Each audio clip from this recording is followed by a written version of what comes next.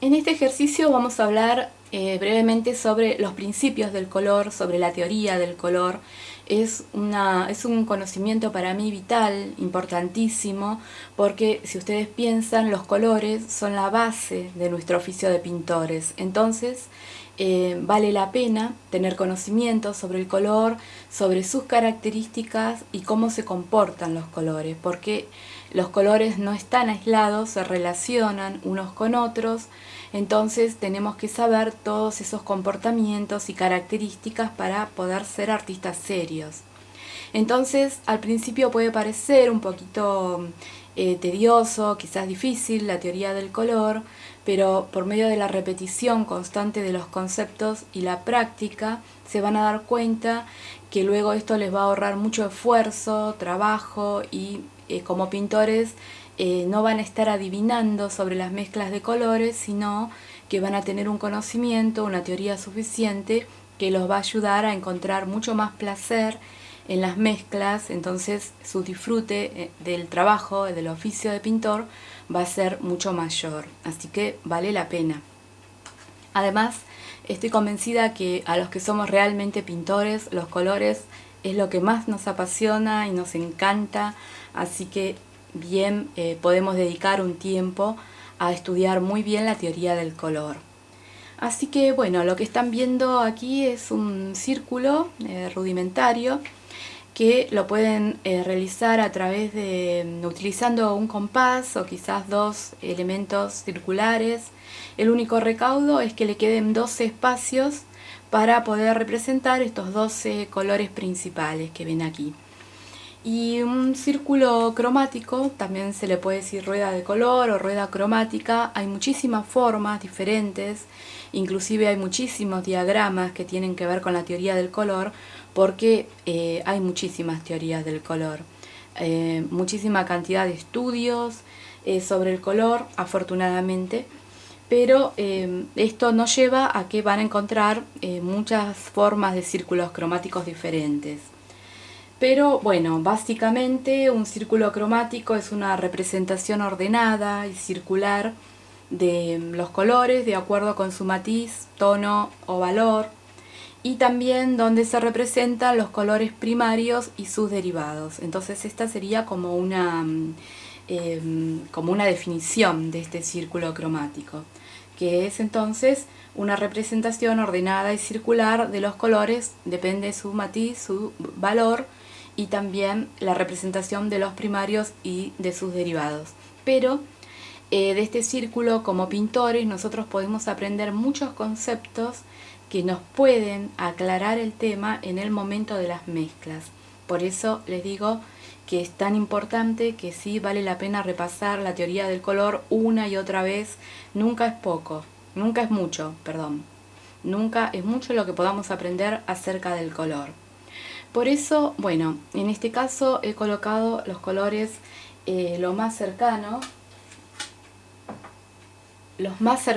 a lo que sería un círculo estándar de color, no por mezcla, sino por barritas individuales de cada color.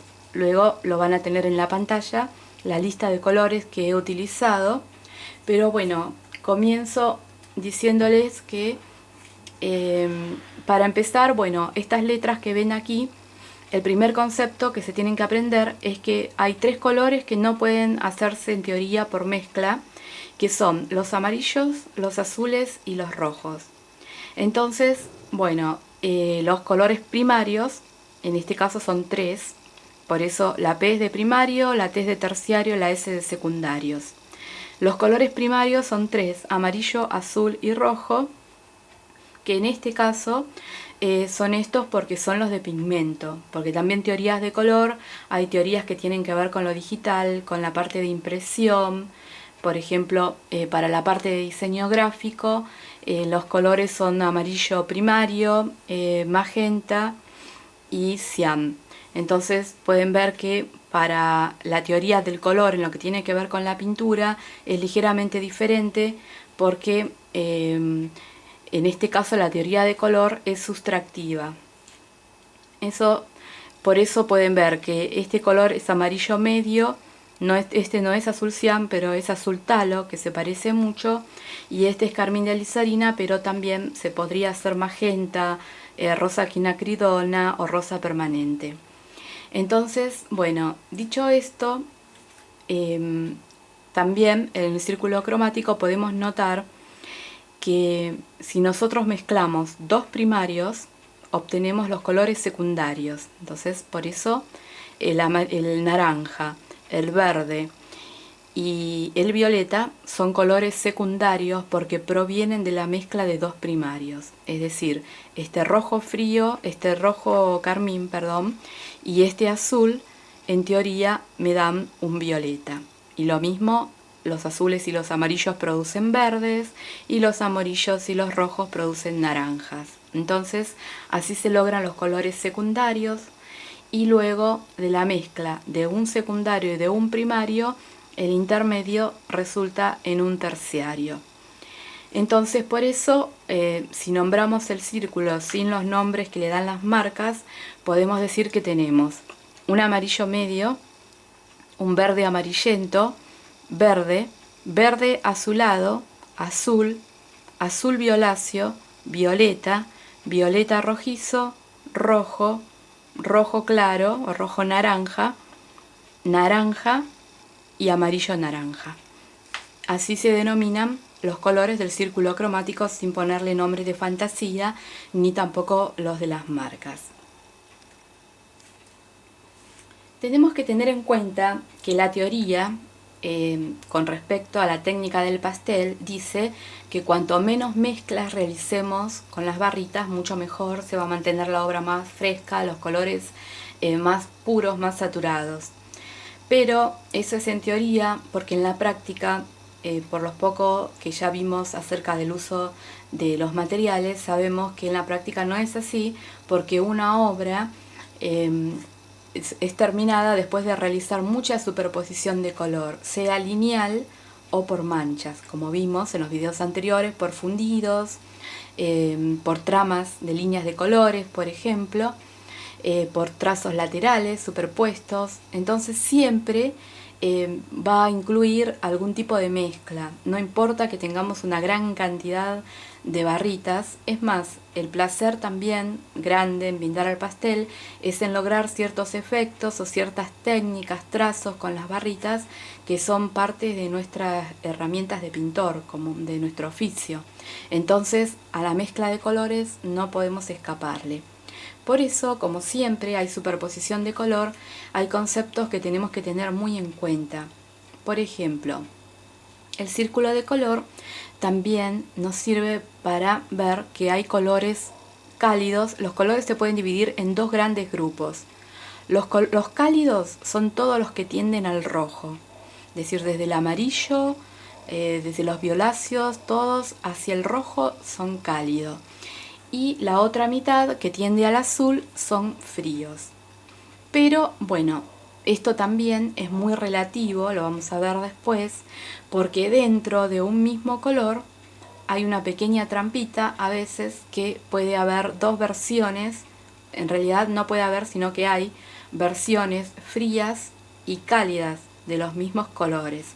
Y el mismo círculo nos está mostrando, por ejemplo, en este caso tenemos un rojo que como está más cerca del amarillo, tiene más composición de amarillo, es más cálido que este color que como está más cerca de los azules, tiene en su composición más cantidad de azul.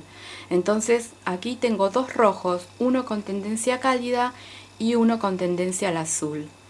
Pero no quiere decir que los dos varíen de su temperatura, porque los dos siguen siendo cálidos, solo que uno tiene una tendencia más hacia el azul y el otro hacia lo cálido, es el rojo cálido. Y eso, bueno, en uno de los videos anteriores, si recuerdan que les dije que podían comenzar a pintar, por ejemplo, para hacer pruebas preliminares, por supuesto, con 6 colores, que les decía que eran 2 pares de primarios, es justamente porque les estaba dando 2 amarillos.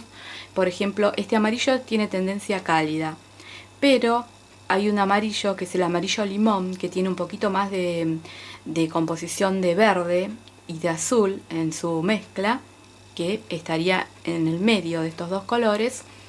Entonces ese amarillo tiene tendencia al azul, es más frío que este. Y también se puede ver en estos dos verdes. Este verde, por estar más cerca del amarillo, es un poquito más cálido que este verde azulado, que justamente por estar al lado del azul primario, tiene un componente mucho más frío que el verde secundario, que es en este caso verde permanente, verde sap. Y así podría suceder con cada color del círculo, depende su lugar, si está más cerca de los rojos o de los amarillos son más cálidos, si están más cerca de los azules tienen una tendencia cada vez más fría.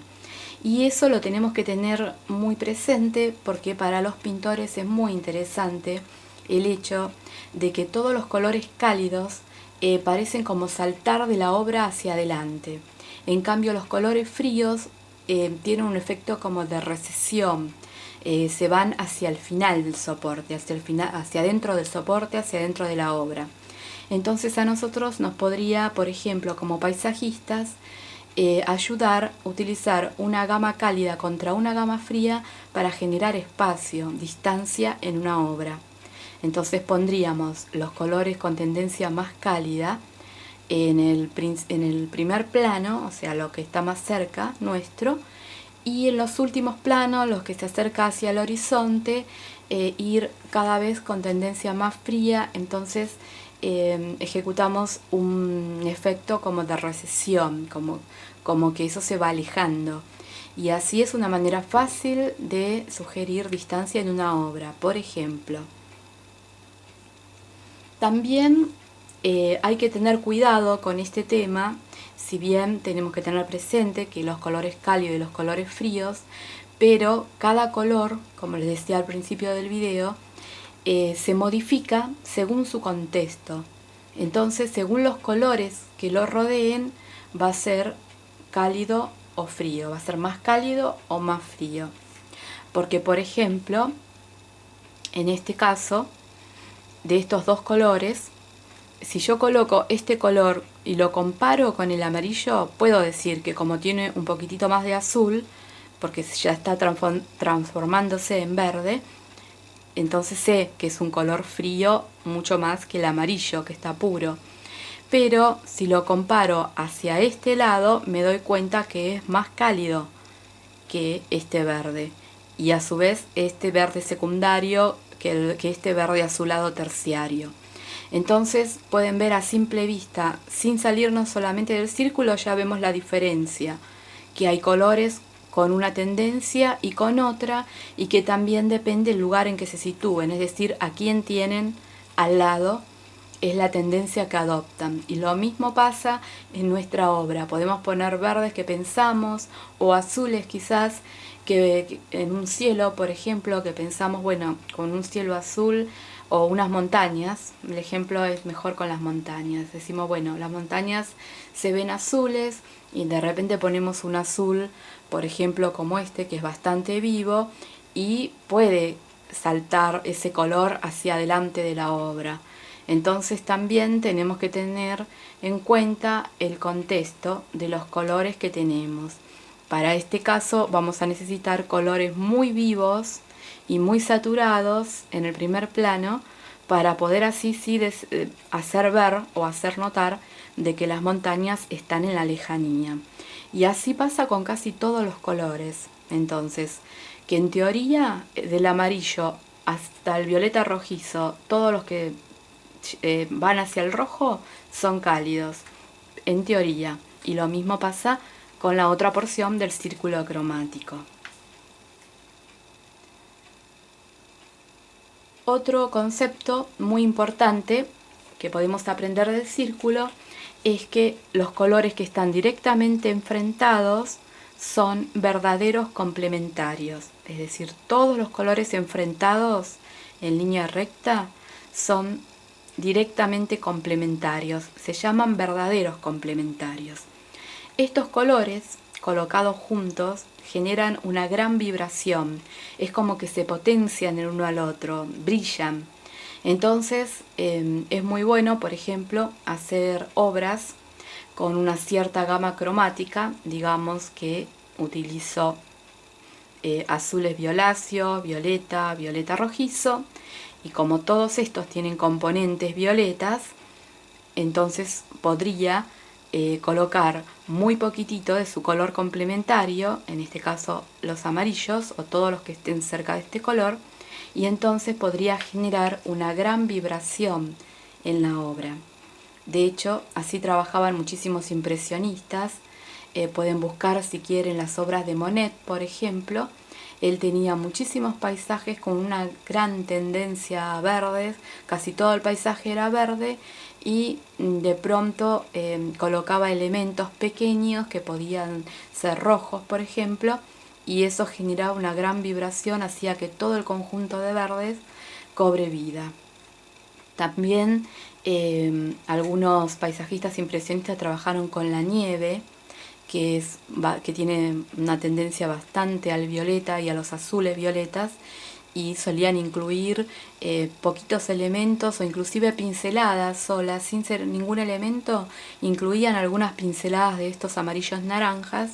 Entonces también la obra cobraba muchísima fuerza, mucha vida en lo que tiene que ver con el color. Entonces, dos colores complementarios se potencian, vibran, es el máximo contraste de complementarios, es el máximo contraste de color.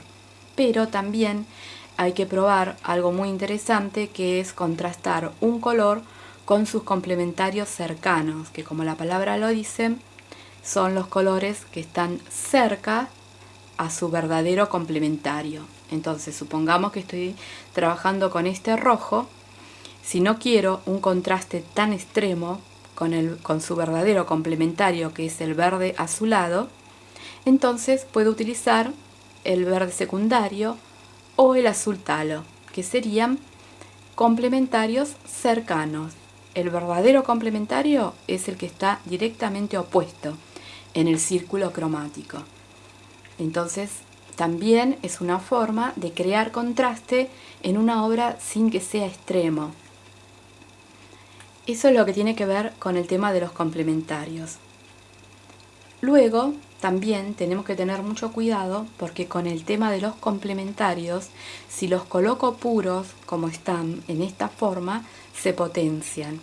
Pero si empiezo a mezclar complementarios, los colores se van neutralizando o agrisando.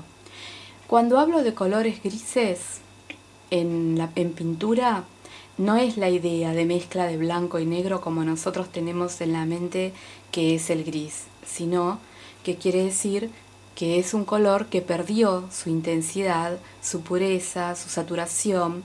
Entonces se va neutralizando, y sinónimo de neutralizado quiere decir gris. Se usa gris, perdón. Entonces, por ejemplo, este color podría resultar de la mezcla de este naranja, por ejemplo, con su verdadero complementario. Entonces pueden ver que está neutralizado, ya es un color neutralizado porque no tiene la pureza de este naranja. Entonces puedo decir que es un color gris.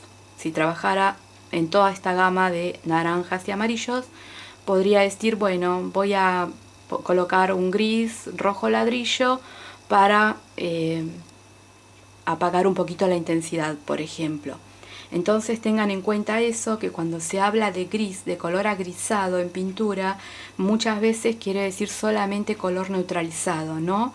Que es un color gris de verdad, blanco de mezcla de blanco y negro. Entonces, bueno, después igual vamos a ver un ejemplo sobre el tema de los complementarios, pero tengan en cuenta entonces que si los colocan juntos, saturados se potencian, mezclados se apaga el color.